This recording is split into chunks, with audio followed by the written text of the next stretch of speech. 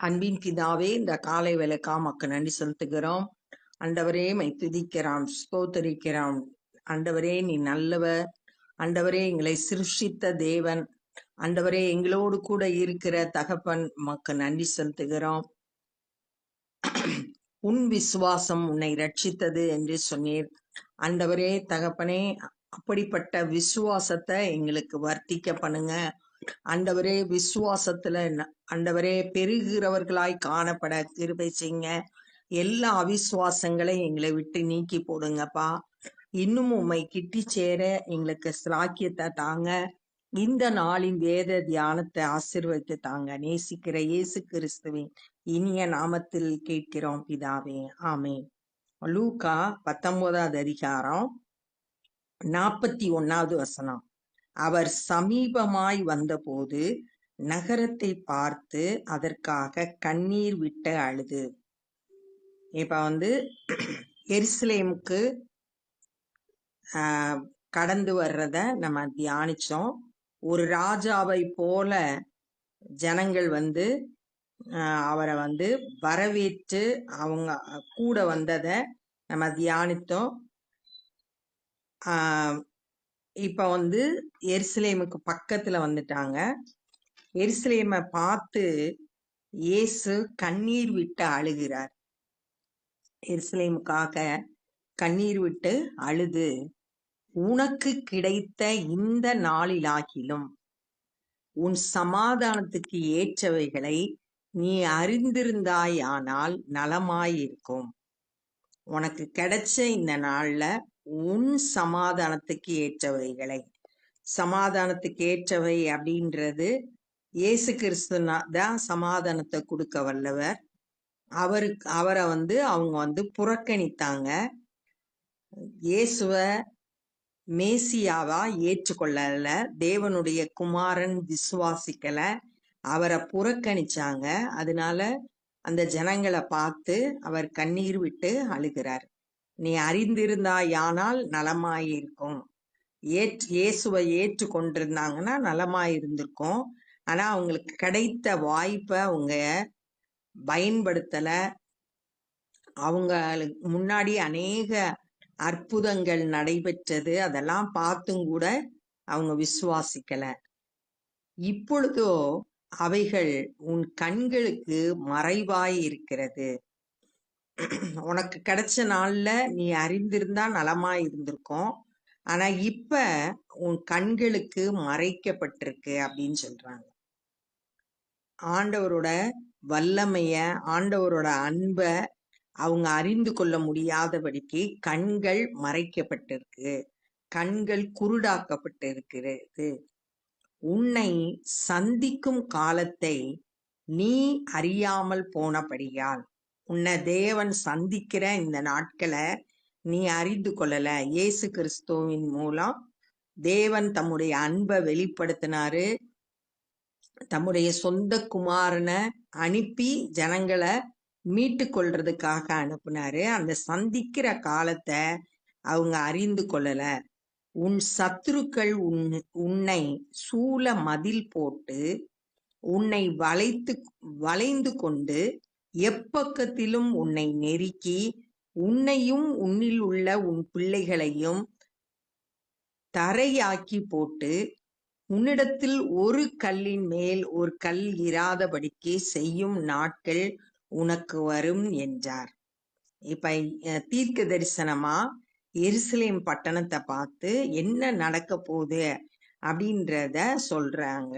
இயேசு கிறிஸ்து சொல்றாரு, நீ உனக்கு கொடுக்கப்பட்ட அந்த சந்திக்கிற காலத்தை நீ அறியாம போனதுனால, இயேசுவை ஏற்றுக்கொள்ளாதனால, தேவனுடைய குமாரன் ஏற்றுக்கொள்ளாதனால, சத்துருக்கள் சுத்திலும் எருசலேமை சுத்திலும் இருக்கிற மதில்களை எல்லாம் இடிச்சு போட்டு, எல்லாம் அதுக்குள்ள இருக்க ஜனங்களை எல்லாம் அழித்து, அங்க இருக்க தேவாலயத்துல ஒரு கல் மேல இன்னொரு கல் இராதபடிக்கு எல்லாம் அழிக்கப்பட்டு போயிரும். அப்படிப்பட்ட நாட்கள் வருது அப்படின்னு சொல்லிட்டு சொல்லப்பட்டிருக்கு. இது அப்படியே சொல்லப்பட்ட தீர்க்க தரிசனம் கிபி 70வது நூற்றாண்டுல அப்படியே நிறைவேறியது. ரோமர்கள் வந்து எருசலேமை முழுவதுமா அழித்து போட்டாங்க, ஜனங்களையும் அழித்து போட்டாங்க அப்படின்னு சொல்லிட்டு வரலாற்றுல நம்ம பார்க்கலாம். பின்பு அவர் தேவ ஆலயத்தில் பிரவேசித்து அதிலே விற்கிறவர்களையும் கொள்ளுகிறவர்களையும் புறம்பே துரத்த தொடங்கி, இப்ப ஆலயத்துக்குள்ள போறாரு, எருசலேம்ல இருக்க தேவாலயத்துக்குள்ள. அங்க விற்கிறவங்க வாங்குறவங்க அவங்களெல்லாம் புறம்பே துரத்தி அப்படின்னு சொல்லப்பட்டிருக்கு.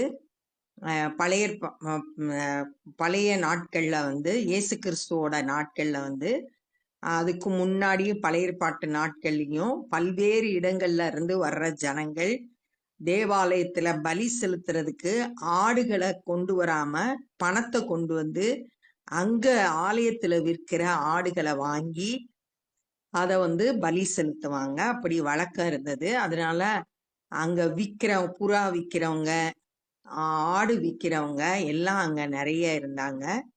அதனால அங்க வந்து அவர் வந்து அவங்களெல்லாம் புறம்பே தள்ளி தேவாலயத்தை விட்டு துரத்துறத இங்க பாக்குறோம்.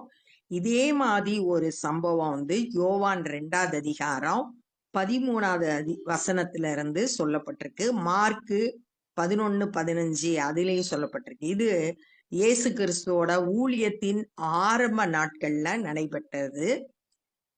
அங்க வந்து ஒரு சவுக்கு உண்டாகி அவங்கள அடிச்சு போட்டு காசுக்காரர் வச்சிருக்கிற அந்த பெட்டியெல்லாம் கவிழ்த்து போட்டு அவங்கள துரத்தி விடுறத அங்க நம்ம பார்க்கலாம்.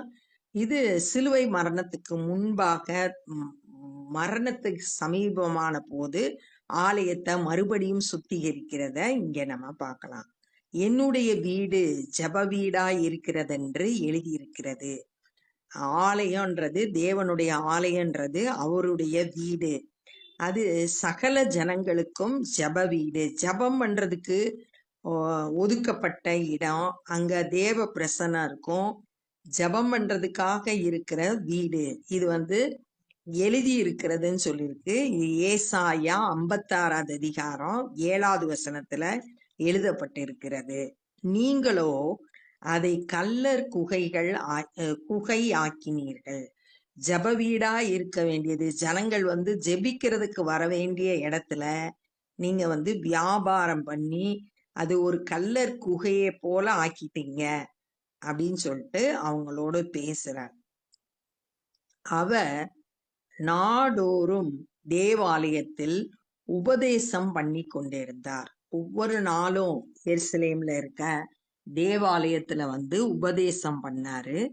பிரதான ஆசாரியரும் வேத பாரகரும் ஜனத்தின் மூப்பரும் அவரை கொலை செய்ய வகை தேடியும், அந்த பிரதான ஆசாரியர், வேத பாரகர், ஜனங்களோட மூப்பர், இவங்கெல்லாம் ஆலயத்துல தலைவர்களாய் இருக்கக்கூடியவங்க.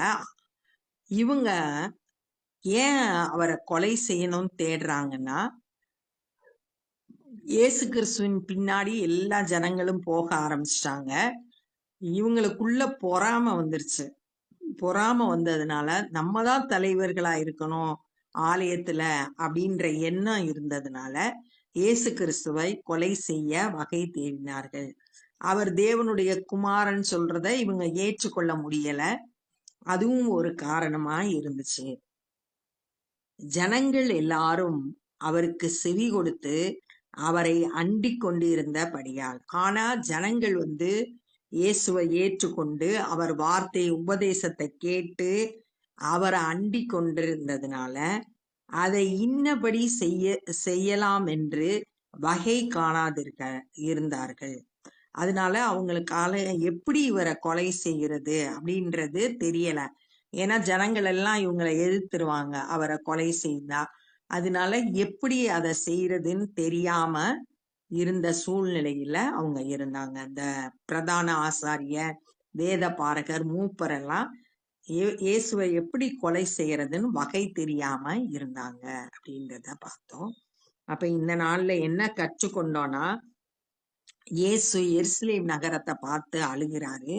உனக்கு கிடைச்ச இந்த நாள்ல உன்னுடைய சமாதானத்துக்கானத நீ ஏற்றுக்கொண்டு அறிந்திருந்தான்னா நலமாயிருக்கும் அப்படின்னு சொன்னாரு. சமாதானத்துக்கு ஏற்றவைகள் இயேசு கிறிஸ்து தான். அவங்க இயேசு கிறிஸ்துவை ஏற்றுக்கொள்ளல.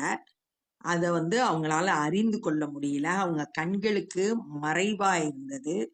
பிசாசு அவங்க கண்களை குருடாக்கி இருந்தான். அதனால அவங்களால அறிந்து கொள்ள முடியல. ஆனா ஆண்டவர் சொல்றாரு, உன்னை சந்திக்கிற இந்த காலத்தை நீ அறியாம போனதுனால, இயேசுவை ஏற்றுக்கொள்ளாதனால, சத்துருக்கள் உன்னோட பட்டணத்தை சுற்றிலும் மதில்கள், ஜனங்களை, தேவாலயத்தை எல்லாம் அழித்து போட்டுருவாங்க அப்படின்னு சொல்லிட்டு இனிமேல் நடக்க போறத இயேசு அவங்களுக்கு எச்சரிக்கையா சொன்னாரு.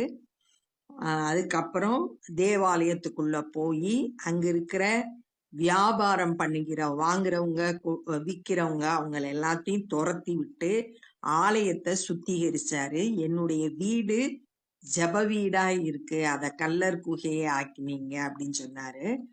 சொல்லிட்டு ஒவ்வொரு நாளும் ஆலயத்துல உபதேசம் பண்ணாரு. அங்க இருந்த பிரதான ஆசாரியர், வேத பாரகர், மூப்பர்கள் எல்லாம் அவரை கொலை செய்யணும்னு வகை தண்ணாங்க. ஆனா ஜனங்கள் அவருடைய போதகத்தை கேட்டாங்க, அவருக்கு செவி கொடுத்தாங்க, அவரை அண்டி கொண்டாங்க. அதனால என்ன செய்யற, ஜனங்களுக்கு எதிர்த்து இவங்க செயல்பட முடியாம என்ன செய்யன்னு தெரியாம அவங்க இருந்தாங்க அப்படின்றத இந்த நாள்ல தியானித்தோம். இப்ப நம்ம ஜெபம் பண்ண போறோம். அன்பின் பிதாவே, இந்த நாள்ல நாங்க கற்றுக்கொண்ட அந்த வேத பகுதிக்காய் நன்றி செலுத்துகிறோம். ஆண்டவரே, எங்களுக்காய் ஆண்டவரே நீர் ஆண்டவரே இந்த உலகத்துக்கு எங்களுக்கு சமாதானம் உண்டு பண்றதுக்காக ஆண்டவரே நீர் உம்மையே எங்களுக்காய் ஒப்பு கொடுத்தீர். அதை நாங்கள் நினைத்து உம்மை துதிக்கிறோம், உம்மை ஸ்தோத்தரிக்கிறோம். நாங்கள் ஆண்டவரே உம்மை இன்னும் அறிந்து கொள்ளணும். நீர் எங்களுக்காய் செய்தவற்றை அறிந்து ஆண்டவரே உம்மிடத்திலிருந்து நன்மைகளை பெற்றுக்கொள்ள எங்க ஒவ்வொருவருக்கும் கிருபை தாங்க. ஆண்டவரே உம்மை துதிக்கிறோம், ஸ்தோத்தரிக்கிறோம். ஆண்டவரே, நீங்க விரும்புகிற பரிசுத்தம் எங்களிடத்துல காணப்படணும். ஆண்டவரே, நீங்களே தேவனுடைய ஆலயமாய் இருக்கிறீர்கள் என்று சொன்னீர். ஆண்டவரே கர்த்தாவே, நீர் எங்களுக்குள்ளாய் வாசம் பண்ணுகிறீர். எங்களுடைய சரீரத்தையும் எங்களுடைய ஆவியையும் பரிசுத்தமாய் காத்து கொள்ள கிருபை செய்யுங்க. இந்த நாள்ல சுவிசேஷ பணியை செய்கிற ஒவ்வொருவரையும் கரத்தில் எடுத்து பயன்படுத்துங்க. சத்தியத்தை அறிந்து ஜனங்கள் ஆண்டவரே உம்மை ஏற்றுக்கொண்டு ஆண்டவரே ரட்சிப்பை பெற்றுக்கொள்ள கிருபை தாரும். எங்களுடைய குடும்பத்தில் இருக்கிற ஒவ்வொருவருக்காய் கூட நாங்க ஜெபிக்கிறோம். ஆண்டவரே, அந்த இலவசமாய் கொடுக்கிற அந்த ரட்சிப்பை ஒவ்வொருவரும் பெற்று உமக்கு சாட்சியாய் வாழ கிருபை செய்ங்க. இதோ சீக்கிரமாய் வருகிறேன் என்று சொல்லியிருக்கிறேன். அந்த வருகைக்கு ஆயத்தப்பட உதவி செய்ங்க. ஒவ்வொரு நாளும் ஆண்டவரே, நாங்கள் உம்மை இன்னும் அதிகமாய் அறிந்து கொள்ள, ஒவ்வொரு நாளும் நாங்க மறுரூபமாக்கப்பட, எங்க மனம் புதிதாக கர்த்தர் கிருபை செய்யுங்கப்பா. உம்முடைய வல்லமையான கரத்துல ஒப்பு கொடுக்கிறோம். நேசிக்கிற இயேசு கிறிஸ்துவின் இனிய நாமத்தில் கேட்கிறோம் பிதாவே, ஆமென். என் ஆத்துமாவே கர்த்தரை ஸ்தோத்திரி, என் முழுவலுமே பரிசுத்த நாமத்தை ஸ்தோத்திரி. என் ஆத்துமாவே கர்த்தரை ஸ்தோத்திரி, கர்த்தர் செய்த சகல உபகாரங்களை மறவாதே. ஆமென். God bless you.